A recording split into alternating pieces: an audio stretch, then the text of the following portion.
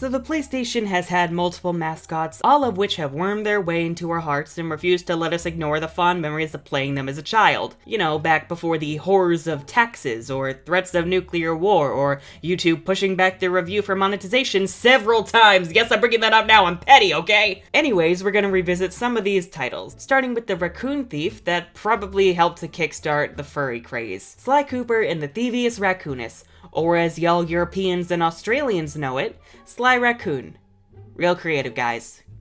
Real creative. Spoilers beware. So we've got our titular main character, Sly Cooper, who's kinda like Batman, except a raccoon, and actually an animal, and not an angsty sad billionaire. But he's got the dead parents, so that's really what matters. Bentley, the brains of the Cooper crew, who needs to stop yelling. Sly! We heard you the first time, Turtle Boy. Murray, the bronze who proves once and for all that pink is a badass color. Carmelita Fox, Sly's rival and sort of love interest who has the unique ability to change her voice and accent drastically between games. This pistol packs a paralyzing punch. You ought to try it. Huh? I don't understand. It'll calm down in a few minutes. You get used to it, trust me. Sir Rally, an evil frog who got bored of his rich, privileged life and decided to become a pirate. So basically every trust fund kid ever, and with the green of envy to match. Mugshot, a once sad doggo boy who went on to become a homicidal gang lord, who also has a mustache, which is weird, because isn't he covered in fur as a dog?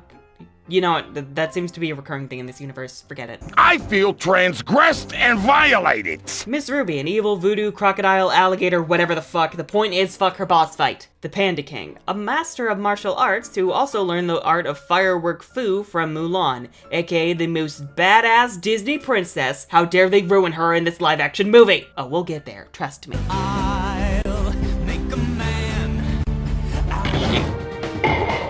And Clockwork, leader of the Fiendish Five and the most terrifying owl you will ever damn meet. Except for maybe a barn owl in the dead of night. Oh fuck! Oh shit! No, get away from me, you demon!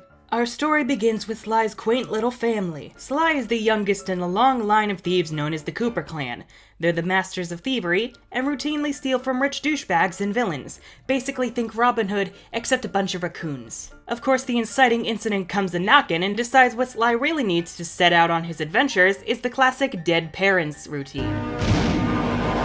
That kid's gonna have major PTSD. The Fiendish Five, those villains I mentioned before, kill Mr. and Mrs. Sly's nameless, faceless parents and steal pages from the Thievius Raccoonus, which contains all the secret moves and skills of the Cooper clan. So Sly's sent to an orphanage where he befriends Bentley and Murray, and they eventually go on to form their own little band of thieves. No, not that band. Oh, fuck it. But now Sly wants to avenge his parents, and to do so, he'll need to take on the Fiendish Five to get back the Thievius Raccoonus. Grabbing the info on the villains from Carmelita's office, while Inspector Fox, of course, shows off her skills she learned from Stormtrooper school. You suck! We head out on our adventure. We take down each member of the Fiendish Five, getting traumatized along the way, fuck Miss Ruby's boss fight, then head out to take down the leader who hasn't said a word to his underlings, Clockwork. And of course, with Carmelita's help, we take down Clockwork's death ray and battle him in the core of a volcano, because why not? Of course, Clockwork meets his end by lava bath, and the day is saved. But not before we make out with Carmelita and leave her chained in the volcano because fun. And with that, the story is over.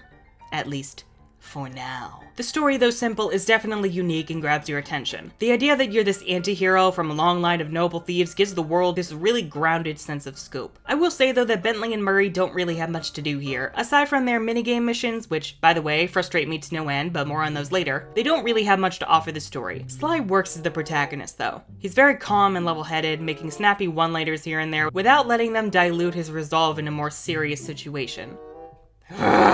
He's not ultra compelling or interesting, but he works. The Fiendish Five are, for the most part, really interesting villains. I love the differences between all their hideouts and personalities, and I find it great that we get to learn all of their backstories before taking them on. My major complaints are that for a group of supervillains, they don't really seem to communicate with each other all that much, along with the fact the villains, aside from Clockwork, don't really have much of a presence in their episodes. Also, fuck Miss Ruby's boss fight. Oh my god, rhythm games are called that for a reason. Having these beats be off for even just a second really makes these types of minigames go from super super satisfying to teeth-grindingly frustrating. Thievius Raccoonus is a stealth platformer. Most of the game involves you playing as Sly, sneaking about the bad guys' lairs, jumping from platform to platform, and performing special moves like spire jumping, wall sliding, and all the like. The controls are tight, and as such, playing as Sly provides a great experience. The sound effects also help to that effect. There's also no health bar here. Instead, it's more similar to the life system seen in Spyro the Dragon, with Sly only being able to take one hit. You can protect yourself with these weird, unexplained magical horseshoes, though the one-hit kill system does add to this sense that you really have to sneak around and avoid being spotted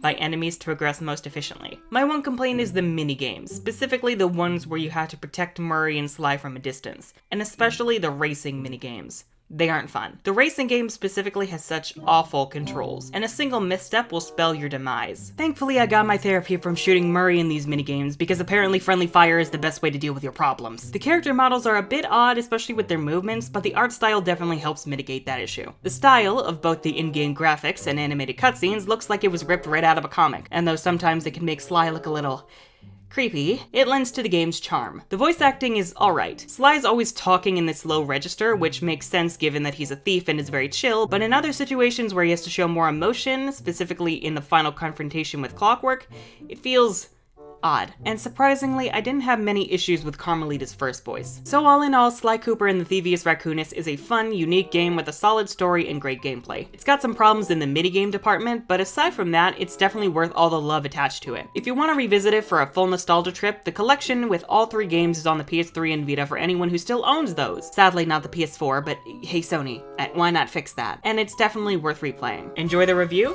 Glad to hear it. Want to murder me to release your anger, then sacrifice me to the internet gods? Hit the dislike button. It's still interaction. My Friday reviews are going to be bi-weekly now, so next time we're going to be covering Sly 2 Band of Thieves. Till then, be sure to subscribe and ring that bell for notifications, because YouTube hates creators. Fucking June! Anyways, you can also support me directly on Patreon for extra content, like early and exclusive videos, along with my review notes. Higher tiers will also get you access to the Private Asshole Parade Discord server, so if you want to chat with the coolest crew ever, you know what to do. And I'm also publishing a book this August. Be sure to check out the announcement trailer and first chapter in the description below, as your support would go a long way and means so much to me. I'm the Unicorn of War, and this has been a shit show.